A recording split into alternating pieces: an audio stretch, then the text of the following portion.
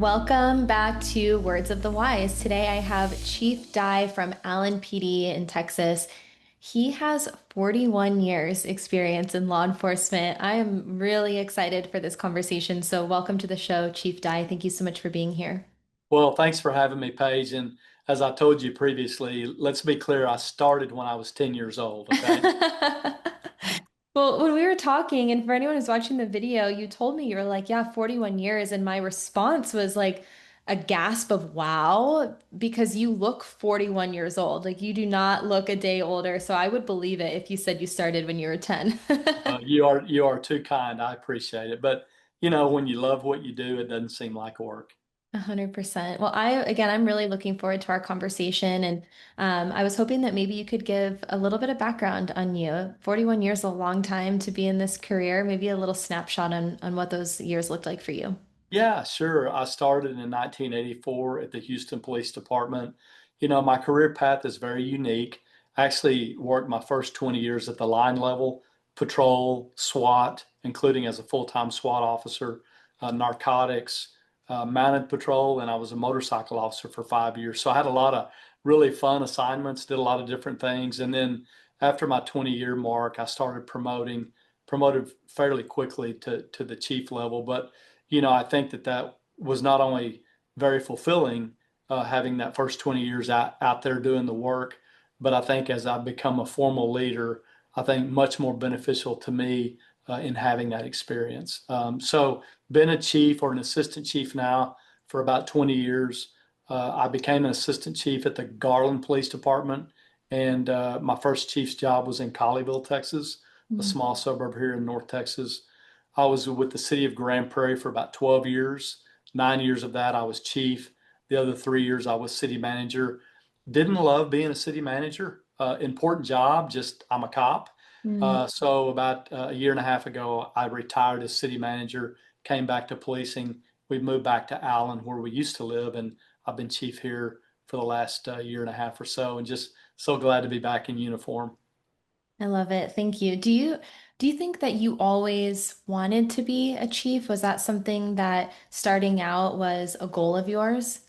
Well, I always wanted to be a police officer. My mom says as long as I could talk, that's all I ever talked about. I grew up on a farm and a ranch, but I Mm. wanted to be a police officer. I actually went to college to get my criminal justice degree. First kid in my family to go to college. I never wanted to be a chief, ever. I didn't even want to be a sergeant. I just love doing the work. But at the urging of my wife and through prayer, God led me to this position, a very unique career path. I was in Garland. I took one promotional exam.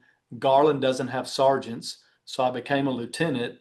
And then 7 months later, the chief double promoted me to assistant chief. So I've taken one promotional exam in my whole career, and I'm a chief of police. So there's really no, it doesn't make sense. There's no, don't try to make it make sense. Simply, in my opinion, according to my faith, this is where God needed me to serve. And I say all the time, being a chief to me is not nearly as fun as being a street cop, but it's very rewarding when you can actually help lead an entire organization in service to the city and see great things happen with your team members. So the day to day is not as fun, but the overall satisfaction and fulfillment is very, very rewarding and very high. I'm a firm believer that everything happens the way it's supposed to. And maybe it's not what you conceptualize or what you thought in your head, but it's exactly where you're supposed to be. And I try to live my life in that way too.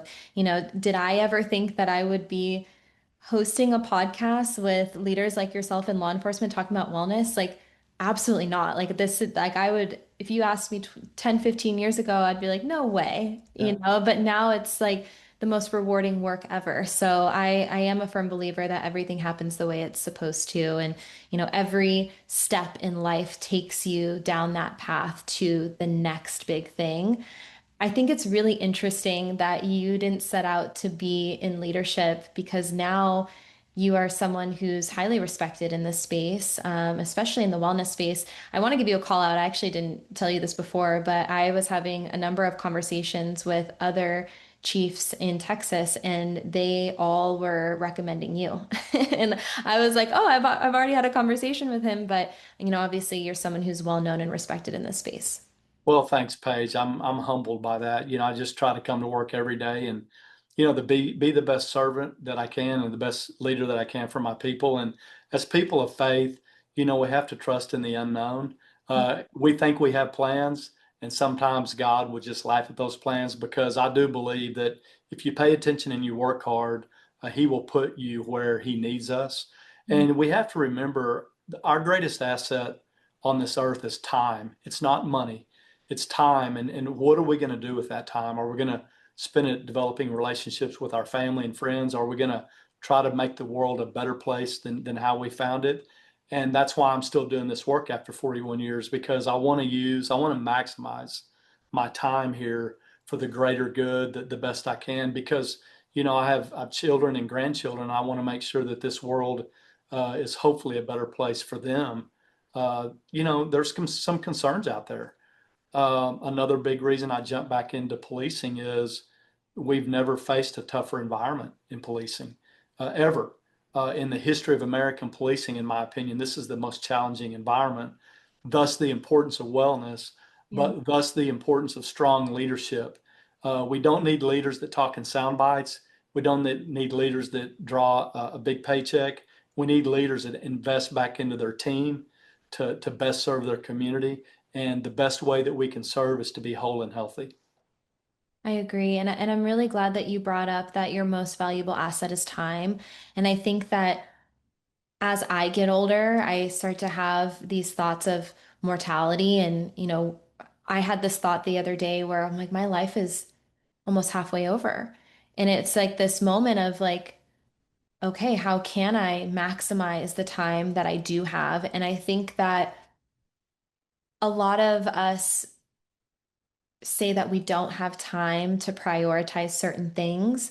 And I think that we have the same amount of hours in a day, right? Everyone does, but I think it's this prioritization of time. And so I think as I've gotten older, I've started to really reflect and look at my day and ask myself, what am I spending my time on?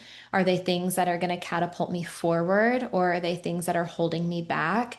And one of the big things, and we kind of talked about this before, was social media and numbing out, zoning out, using your time to escape or numb. And there have been a few times, like I'm totally guilty of this, where I've looked up from my phone and an hour has gone by, and I'm like, I did not learn anything.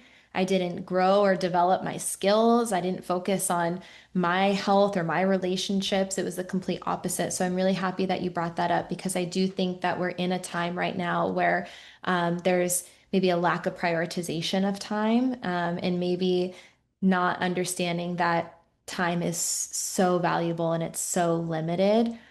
I also wanted to ask you, because you said this is the most stressful time, and the hardest time in policing. Why? Why do you think that is? Well, I think there's several reasons, and I want to go back just a minute because I think you made some really good points. We always make time for what's important to us. Mm, And, we have a very robust presence on social media departmentally. I'm not on social media anymore, because it's a waste of my valuable time. mhm, And so I think you make a really good point. And we talk a lot about this. Wellness, as you know, is so much more important than just physical fitness. But I always tell people, if it's important to you, you'll make time for it. So the fact that I don't have time to work out never flies with me. We all have time to do what's important to us. So, I think, in regard to the question about the challenging environment, I think there's several factors. We're now in a very politically charged environment. mm, Everybody understands that. In some ways, a more divisive society than ever, and all the social ills and societal problems are now being laid at the feet of the police officers. Let me tell you, Paige, and you would never know this. Uh, we criminally in law enforcement kill on average every year far fewer than 10 people a year. mm, So we have collectively as police departments, we have millions of contacts across this country every year. And collectively, we criminally kill very few people. Now, is one too many? Absolutely. But if you look at the medical profession, mistakes by doctors cause, depending on the research that you look at, two to four, 500,000 deaths a year. Mm, Do we think doctors are heroes? Absolutely. Are they heroes? Absolutely. Sometimes they make mistakes. Sometimes those mistakes are malicious, mm, but their mistakes are not televised on the news every night. Every time we make a mistake as a profession, it's on the national news. Again, one is too many. We can all look at George Floyd and realize that was murder. That's wrong. mm, But my point is, the stereotype and the way that this is being reported has led people to believe that the vast majority of us are unethical, sometimes criminal, and don't have any regard for the rights of others. The reality is in this country, we need to step up and people need to take more responsibility for their own actions and realize we're just trying to help solve problems. So should we always try to get better? Absolutely. But I'm gonna be outspoken every chance I get to tell people your police officers are heroes. We are almost always flawless in a very imperfect environment. mhm, So again, I think we've been stereotyped as the bad guys or the villains at times, and that's got to stop. Because let me tell you, if you want a good quality of life in any community, it starts with supporting your police department. You will get, as a community, you will get the police department that you support, period, full stop. So you better support these men and women.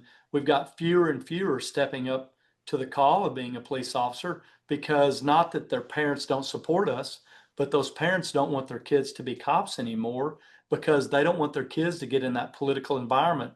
We have we have one unintentional mistake and we're indicted by before a grand jury. I mean, so that's one problem. The other thing that I talk to my community about, how many of you would like to wear a camera strapped on your chest every day at work when you do your job? And mhm. I always get like nobody wants that. Well, we have to have that. Right. And not only do we wear cameras, which actually we embrace because 99% of the time it shows that we're doing a great job, but everybody is filming what we do. So that in and of itself is something that we've grown accustomed to, but you can't tell me that that is not a cumulative stressor on these men and women doing the most difficult job in America. So the irony to me is in 1984, when I started at the Houston Police Department, we weren't nearly as well trained or well equipped. Our hiring standards weren't what they are today, but we were heroes. We walked on water. We were like firefighters. Mm, We could burn the house down to the slab and still be heroes. And so the irony is today, the men and women in policing are so much better than we've ever been by far, but in some ways less respected. So I look at the officers doing the job today, and I have such a high level of respect for not only the difficulty in the environment, but they still come through every day. They do a great job. We're so much better at community policing. And so we've got to get the word out that this is an honorable and noble profession, and we should encourage our children to become police officers. And the way that we can feel comfortable doing that is to support our police departments. And then internally, we've got to focus on wellness.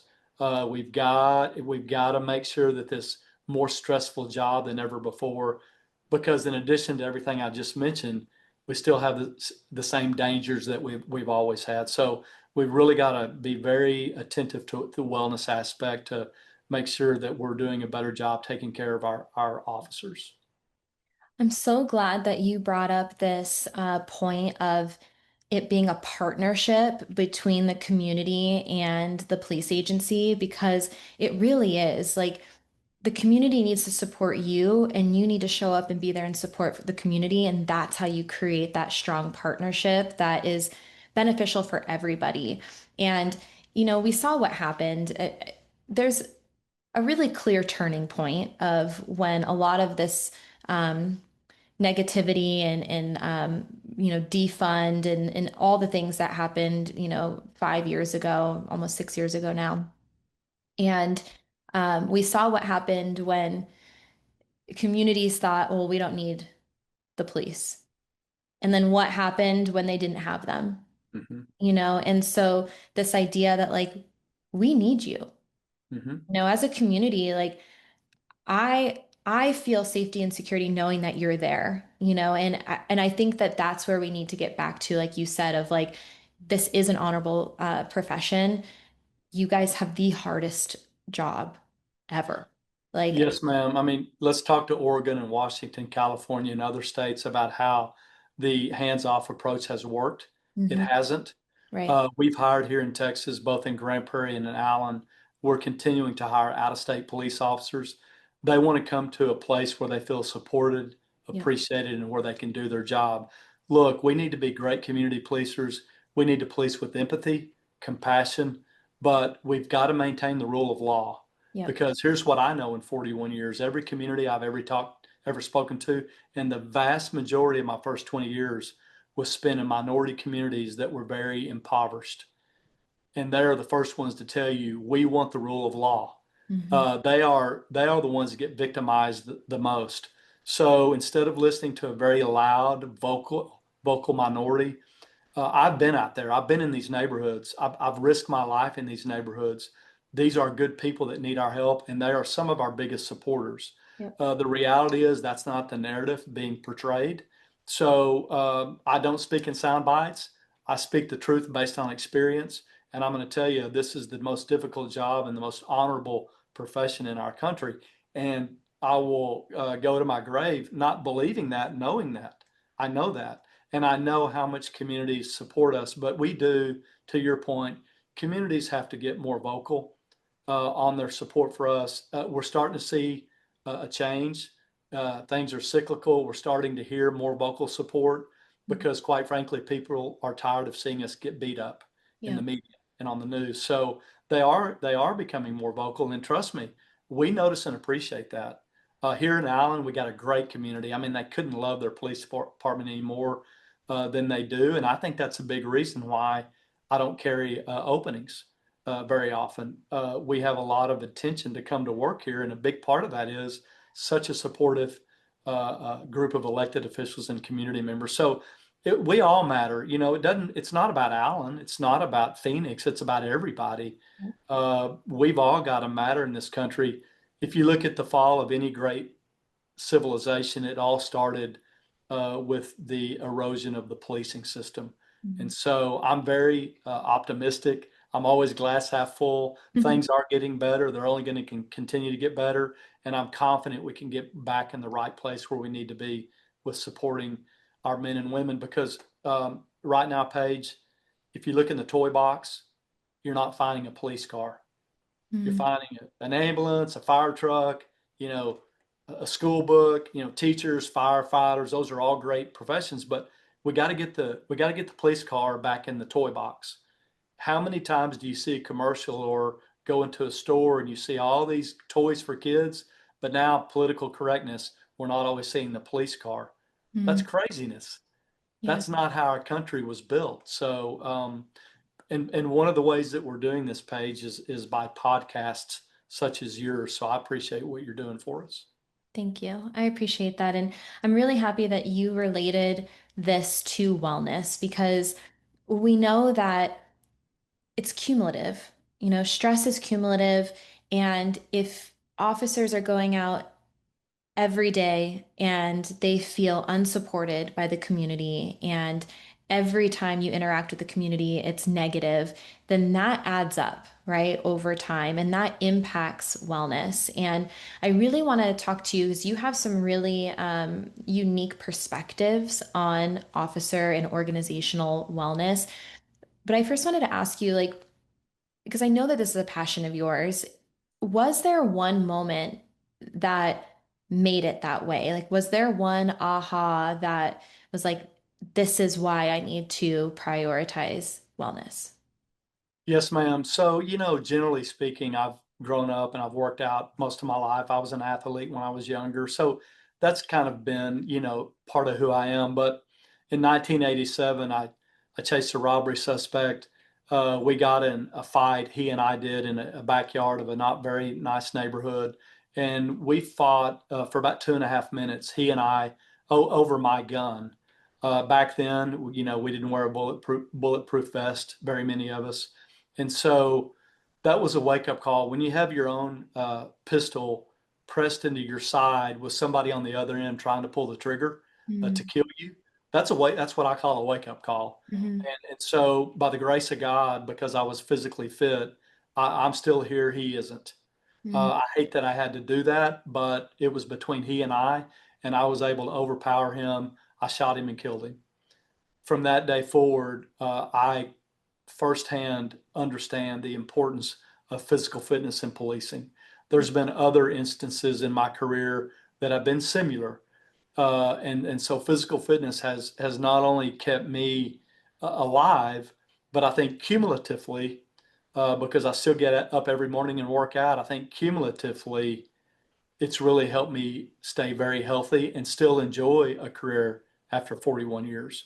So and I know we're going to talk about it. There's a lot of different aspects of wellness, but when I talk to the new recruits, I share my story because I need them to understand this is not a game. There are bad people out there that will try to kill you, your partner, or a community member. And so one of the things that we can all do, is stay prepared physically so the scale always tips in our favor. And then again, so we don't get into the bad habits of eating the junk food, of going down that trail because of we have these cumulative stressors in our jobs. We have the obvious trauma like the officer involved shooting, but we have the day-to-day stressors of the negative calls that we have to answer and that type of thing. So you've got to be consistent in your exercise, and you have to employ moderation in your diet. To me, those are the two keys. I've had to adjust my workout over the years. We all do, but I'm still consistent in the exercise, and I try to employ that moderate diet to where I'm eating, what I want to, but not uh, always eating the bad foods. More often eating the good food. I like that you related it to safety on the job because when you put it that way of, hey, like this could be life or death, like you need to be able to be physically fit to be able to keep yourself safe out on the streets. I think that's something that everyone can get on board with, right?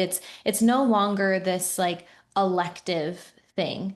It makes it more of a non-negotiable in your head of like, in order for me to be safe for me, for my team, for my community, I have to make sure that physically I'm well.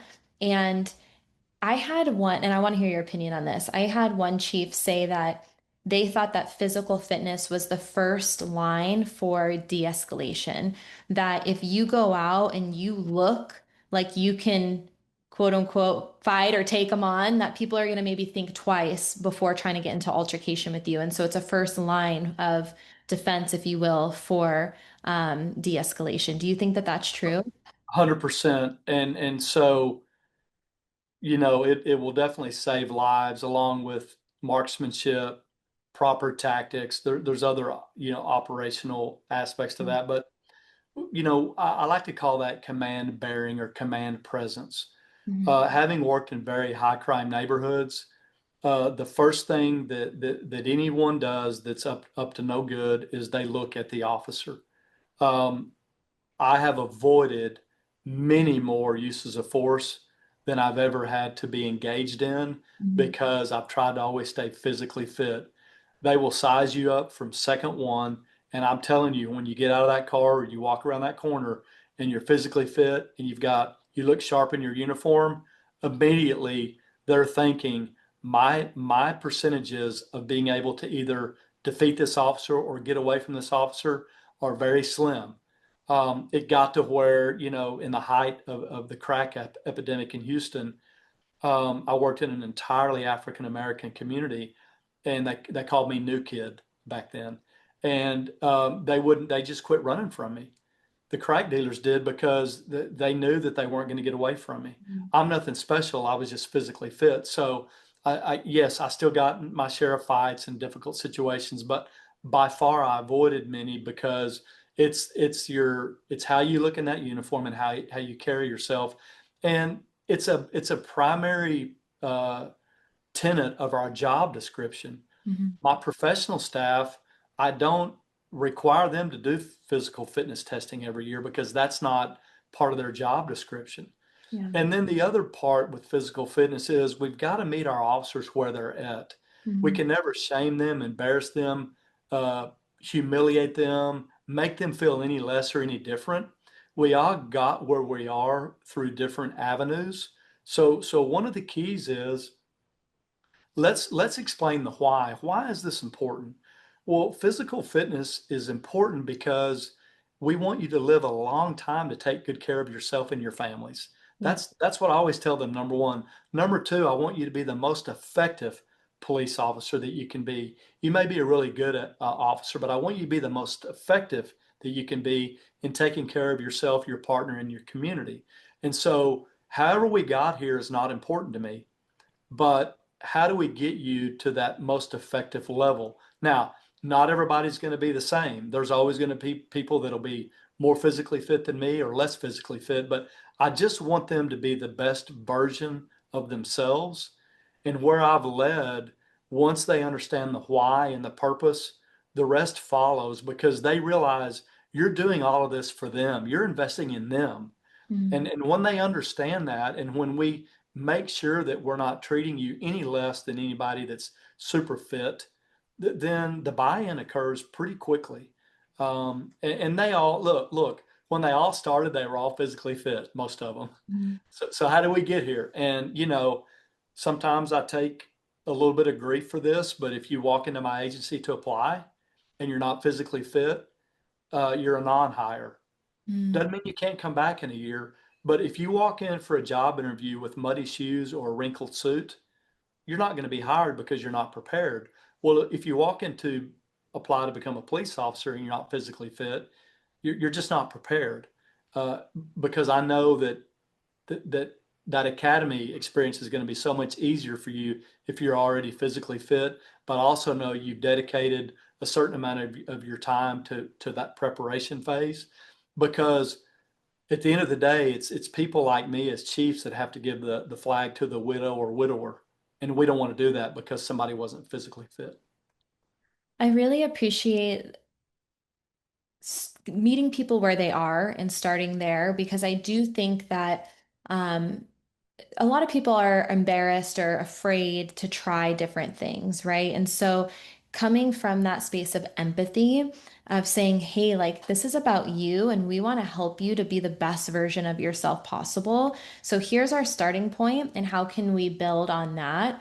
And I 100% agree with you that the why is so important. And I try to teach this all the time. It's like, and that is going to look different for everybody. And it might look different at different times in your career too. Like maybe as a new officer, the why is to like, be safe on the street or to promote or, to prove themselves in one way or another. And then, maybe as you get older in your career and you're reaching more of a retirement age, maybe it's that, maybe it's a long retirement, maybe it's, so you can be there for your kids and your grandkids. And so I think that sometimes, especially in such a position of service, that thinking about the why allows you to create that motivation so that it's for something, because a lot of times people are going to look at themselves last, but it's like, okay, what is my why? Why is this important to me?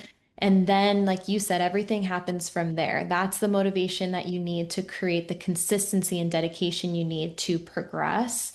I also think it gives you more ownership and control over your own health. And the one thing, and I really get on board with this mindset because I think it's a mindset that requires a little bit of strength and resilience of saying you have control over your physical fitness, right? Like it Mhm. might not be convenient, you might not feel like you have the time. It might suck to get up at 4 o'clock in the morning because that's the only time you have to get it done. But you do have control over that. You have control over the foods that you choose and the foods that you consume. I fall in the middle a lot. Like, I'm not saying like you have to be the most strict person in the world. But at the end of the day, you do have control. The food doesn't have control over you, you know? And so I think that if you can have a deeper reason why, and then you can take ownership of your own wellness and take back control of saying, no, you know what? Like I do have control over my physical, mental, nutritional, financial wellness. Then it allows for that consistency and that motivation moving forward. Yeah, absolutely. I'm not a big fan of diets or fasting. To do those as a jump start, I think is fine. Mm. But I'm living proof. It's just moderation in diet and consistent exercise. Yep. And so, the other thing that I think is important, Paige, is finding out what type of physical activity people enjoy. Mm. When I was younger, I would do workout plans for my peers, and I would always ask them, "What do you like to do?" Even if they were doing nothing, if you were to exercise, what would you like to do? Because if you don't like to swim, I'm not going to put swimming in your workout. Again, find out because what you want this obviously to do is become a habit. Yep. And if it's going to become a habit, I can't tell you to never eat a piece of chocolate. I love chocolate. I do too. I just don't have chocolate all the time every day, right? So it's really much about tailoring it to their preferences, but also helping them understand why that does need to become a priority. Because quite frankly, they've just gotten to the point, a lot of them, where they'd rather sleep in, or they don't really care. I'm 60 years old now. What does it matter? I mean, you get a lot of this. One of the most exciting things here is I've got a bunch of detectives going over. We have a certified CrossFit gym. Mm. We've got CrossFit instructors. We have CrossFit classes Monday through Friday. I've got a bunch of detectives going over there and working out now that haven't worked out in years. I just talked to one the other day who's lost 48 pounds. That's It's amazing. so rewarding, and I'm so proud of them, because let me tell you, what they're doing over there, losing 48 pounds, is a lot harder than what I do every day.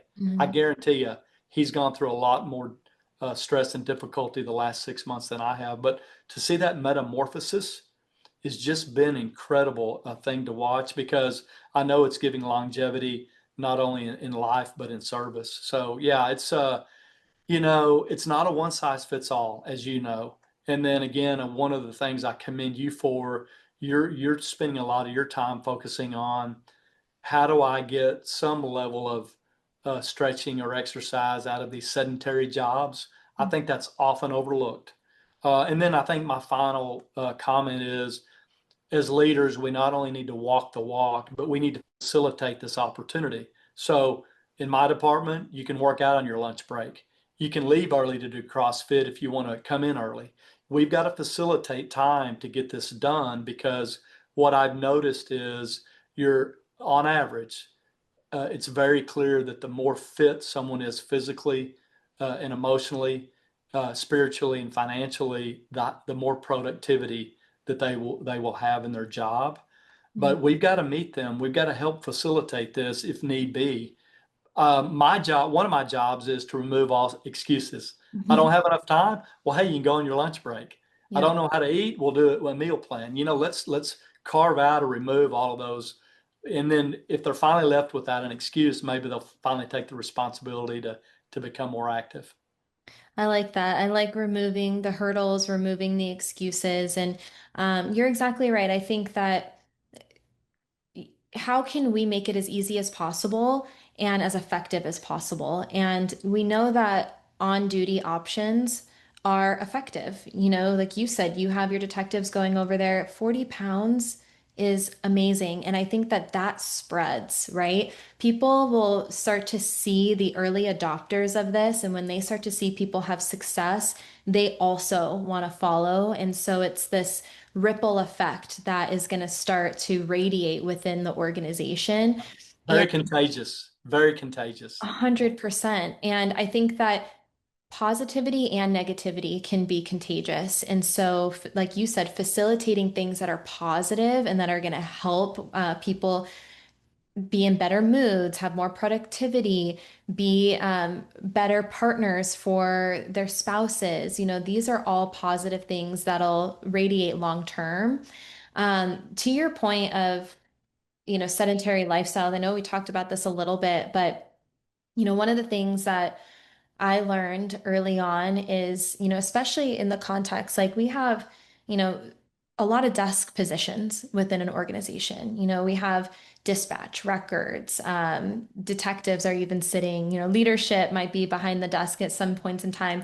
And so, how can we create on-duty resources that allow you to get up and move in short sessions? How can we create short, effective things that you can do at the gym. Because sometimes people, are like, well, we don't know what to do. So again, it's that like roadblock. How can we say, okay, well, here's a quick 10-minute thing that you can go and do really quick to counteract the effects of sedentary lifestyle. And, I saw something, and I don't know how much of an overgeneralization this was, but I saw something that said sitting is the new smoking.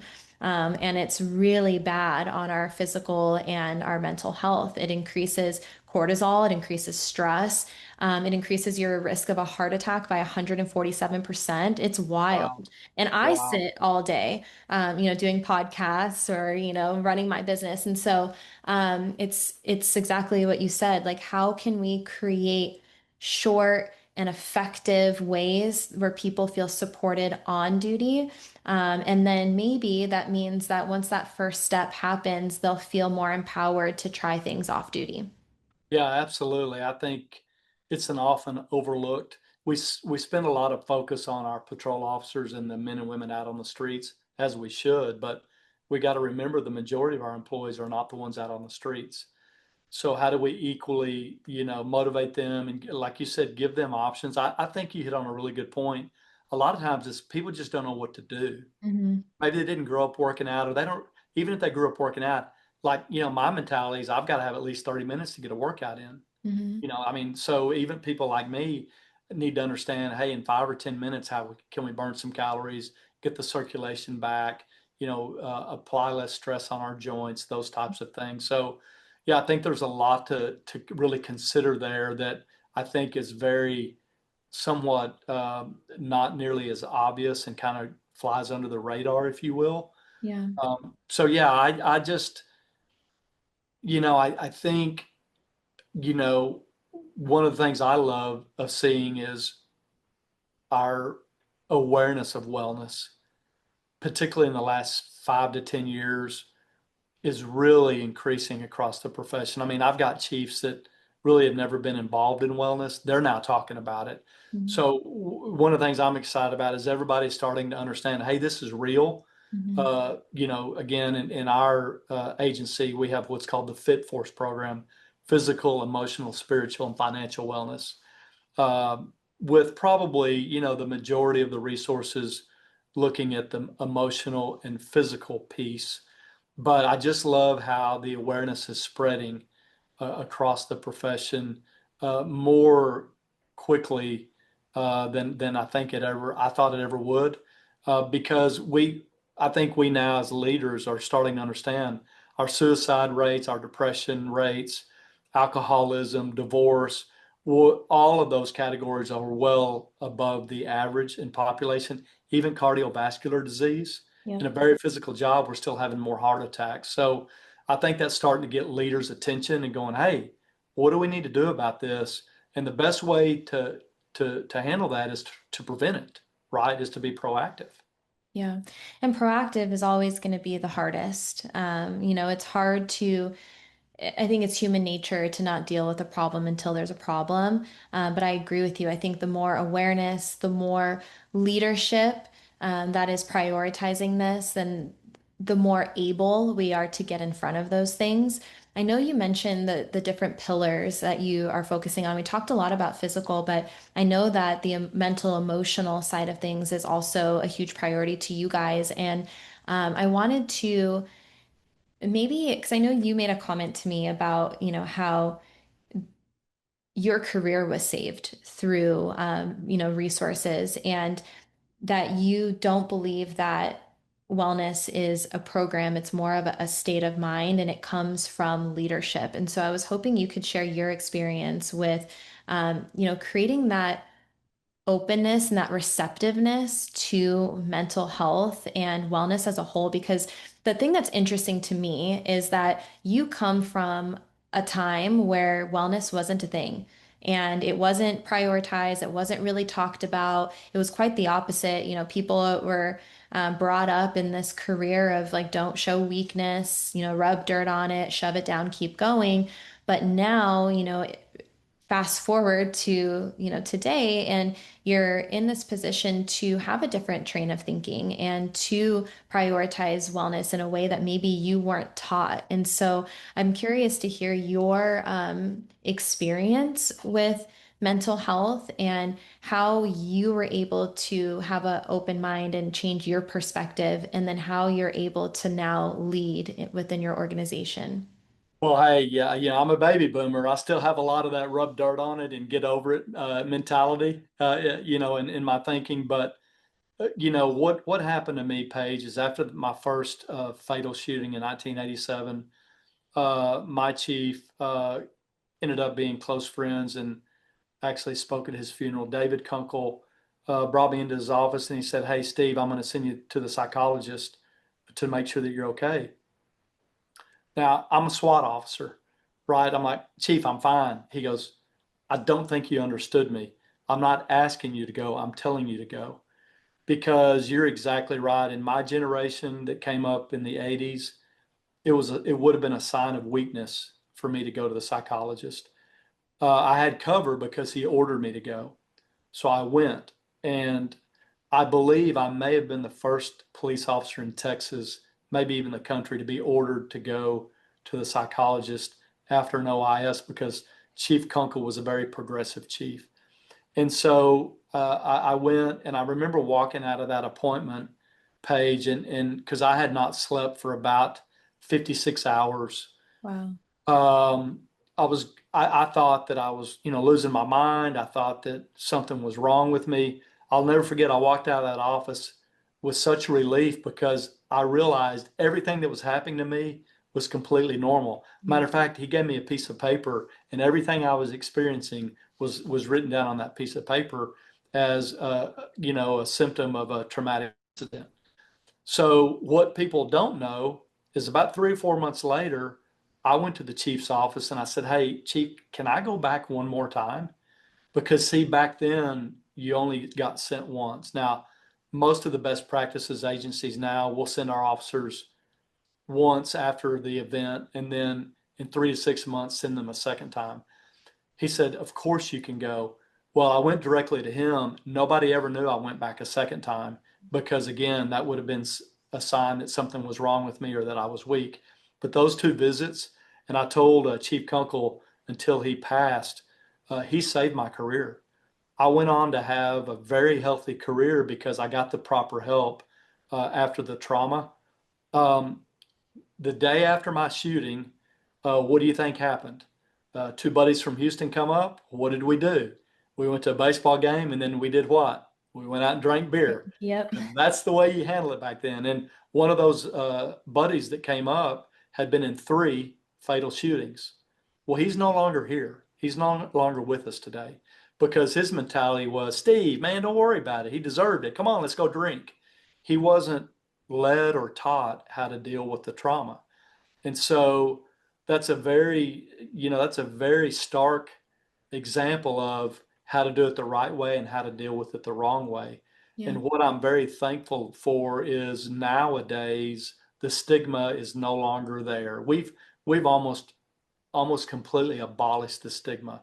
It's now widely accepted in law enforcement that emotional or mental health is just as important as your physical health, that going to get a check-in with a counselor or a therapist or a psychologist, either after a traumatic event or cumulative stress, or just because, or because maybe there's an issue in the family, that's seen as perfectly normal now in most departments. And that's what's going to save lives, is because we're going to be able to go get that emotional health care when we need it before it's too late.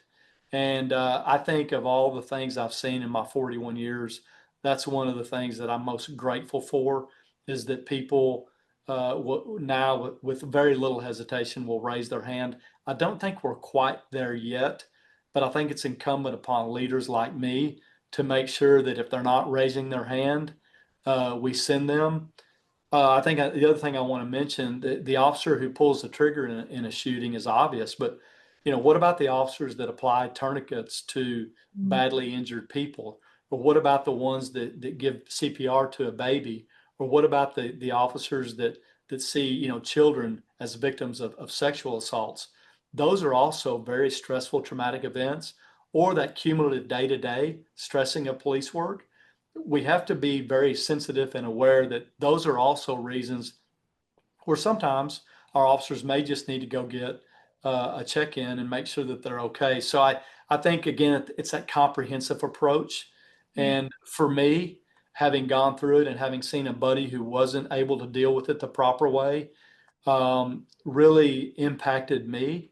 By the grace of God, I had a great chief because I can promise you, I would have never gone had he not ordered me.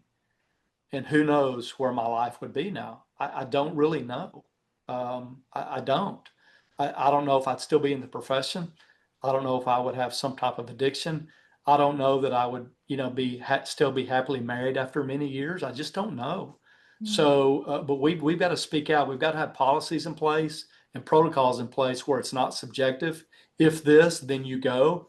And again, continually supporting that through our peer support networks, Texas Blue Chip program, our chaplaincy programs. You know, Officers are no different than people. Some are going to want to go to a peer support team member. Some may want to talk to a chaplain. Some may want to talk to a psychologist. So we have to provide all these different outlets so that they can find the one that best serves their needs to get the help that they need. I was getting emotional while you were talking, and you said it so perfectly. You were like, thank God for him raising my hand for me. And to me, it's stressing the importance of looking out for each other. And every single person matters so much.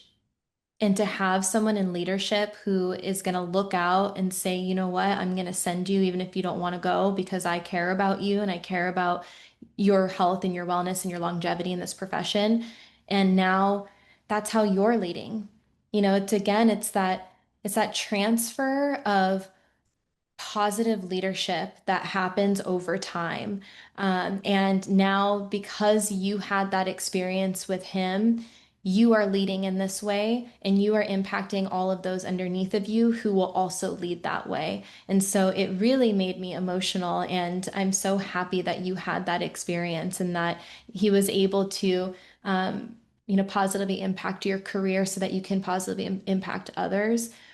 I'm curious to know because, in our talks offline, you said it's not a program, it's a culture and it's supported by programming. And I know you mentioned a lot of the positive things that you currently have.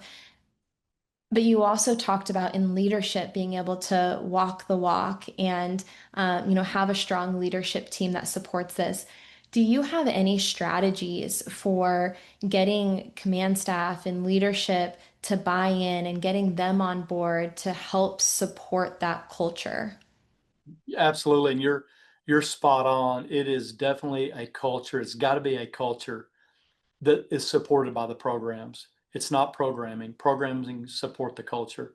The first thing, in my opinion, is you've got to talk about it a lot. In every interaction that you have with your team and the community, there's almost always an opportunity to talk about what's most important to you as a police chief. Certainly community policing, safety of the community, all of those things come up, but I always try to talk about wellness, certainly internally, reiterating the why. And Mm. again, it starts with I want them to be great, healthy family members. So that's I think where it starts is just talking about it. But I've also got to walk the walk. I've got to be the one sitting in the financial planning class. I've got to be the one that's working out every day. I've got to be the one that's, their biggest cheerleader. The Mhm. people that I appoint, my assistant chiefs, deputy chiefs, lieutenants, that's part of their evaluation process as they want to be promoted and they're going through that promotional process. Part of what I evaluate is how are they embracing wellness? Mm. I'm not saying they have to be a finished product, but if I see that it's not important to them organically, then they're probably not the best fit for me to put in a leadership role because you got to walk the walk. Yeah. They notice what time I come in. I park right by the door, like all chiefs do, right? Funny story. I previous previously in another department, I suggested to my assistant and deputy chiefs, I said, hey, why don't we park away from the front door? We can get more steps in, and what a great leadership opportunity to show them that we get to allow them to park closest to the door. That went nowhere with my assistant deputy chief, so it ended up being a bad idea. But my point is walk the walk. We all park. They know what time if I expect my employees to come in on time and work until the end of their day, I can't come in late and leave early. It's the same philosophy. If I expect them to look sharp in their uniform and be physically fit, well, guess what? Me and everybody that I appoint, everybody who wears gold, we need to either be there or be striving to get there Mm. because we are formal leadership. And it's just like telling your kids to wear their seatbelts. You can tell them every day to wear their seatbelt, but if you're not wearing their seatbelt, in demonstrating the desired behavior, I can promise you your kids aren't going to wear their seatbelt. Right. So I think that's another thing. And then, you know, providing those opportunities, we found an unused elementary school gym. I paid to have instructors go out and get certified in CrossFit. We schedule classes every week. We have Brazilian Jiu-Jitsu opportunities. We have, we have an APD running club. Mm. We have all these different things that we do together that show them that, hey, this is important. We send a team to the fire truck pull for Special Olympics. Every opportunity that we can get to either publicly team build in a physical activity or allow them to go do, if they want to go compete in some type of physical competition, hey, let me sponsor your uniform. I'll put Allen Police on there for you. And then I think the last thing is be excited about it. If I want you to be excited about something and I'm not excited about it, you're not going to be very excited. I always tell up and coming leaders, two of the most important things that you can do as a leader is just display energy and passion. That doesn't mean you're always going to be passionate or energetic, but when you step out of your Tahoe, you're going to see employees that you may not see for another 3 months.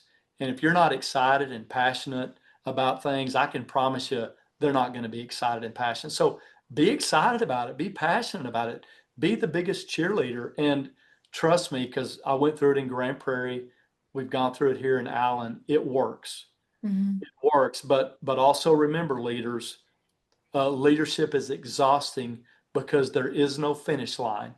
Yeah. And I don't care how tired you are, you've got to be on your game anytime you're around your team because they're counting on you and you are the biggest shaper of culture or the biggest maintainer of culture in your department. Now, over time, it becomes who we are, no longer about the chief. And as that transition happens, it's less important what you're out front doing, but you still need to be involved and engaged in doing these things, right? But because when you come in as a new chief from the outside, initially it's all about what they're seeing you do and say, and then it becomes kind of who we are. But Mm. it still has to be reinforced by formal leadership. Yeah, I really like what you said about like emulate and demonstrate the behavior that you want to receive. And I think that that is the definition of leading by example, right? It's like if you show up excited, you show people, and you have to be authentic about it. And people are looking to you to build that trust, right? And so if you are emulating this excitement, you're demonstrating the hard work and dedication, then other people will then feel like they not only have the safety and the permission to do so, but they'll feel the motivation to do so. So I Yeah, I loved mean, everything you said. well, hey, look, we spend more than half our waking hours at work. I can't make you happy, but I want to give you every reason to be happy at work. We Yeah. do a serious job, but I want to have fun. I want to enjoy it.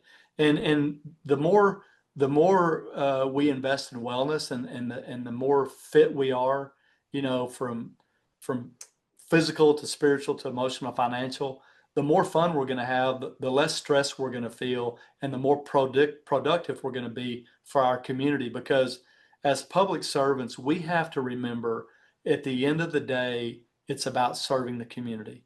So everything about taking care of our families is really, really important. But I just know my most physically, emotionally, spiritually, and financially fit officers are also my most productive officers, which means they're getting the highest level of service for the community.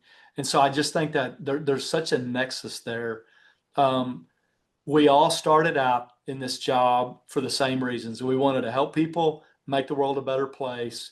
We all have the same answer. We were all generally physically fit. We were all generally enthusiastic. So one of the ways that we can help to never lose that enthusiasm and prevent cynicism is through wellness. So it transcends much more beyond the obvious. It transcends into levels of service, longevity in career, and levels of productivity. And I can tell you, when I get compliments on my officers, it's usually about two things: um, how they professional they looked, and how empathetic and Hmm. compassionate and courteous they were. Well, if I've got somebody who's in a great amount of debt, who's tired, who's maybe not physically fit, who hasn't dealt with the stress and trauma emotionally like they should have, those are not generally the officers that I'm going to get the compliments on. Right. Generally speaking, those are the ones that I'm going to have to be dealing with for performance issues, a higher proportion of complaints from the public, and just more lost time Hmm. from work. I mean, that's one of the things we haven't even talked about, Paige. The police department in almost every city is the largest department, and as you become more fit in all aspects of wellness, you will consume a lot less insurance cost. Your insurance costs will decrease, and your lost time will decrease. So when I'm asked by other chiefs, well, how do you afford this? I said, you afford it because you're going to actually create savings. Yep. On the front end, you're going to spend a little, but on the back end, you're going to save a lot. And so it's an initial investment for a much greater outcome. 100%. I appreciate you saying all those things. And I know that we're running short on time. And so I want to ask you one final question before we wrap. In the context of wellness, what advice or words of wisdom would you share with someone who is earlier in their career? Maybe something you wish you would have known or something that's helped you along the way. Yeah, that's a great question. I think what the advice I would give to younger people is, when I was in my 20s and 30s, I could roll out of bed with about 4% body fat. Uh, I was a rodeo cowboy. I played football. I did all the things. I was a SWAT officer. I did a lot of really hard things to my body. So the thing I would tell you is take care of your body. Um, you will feel those aches and pains later.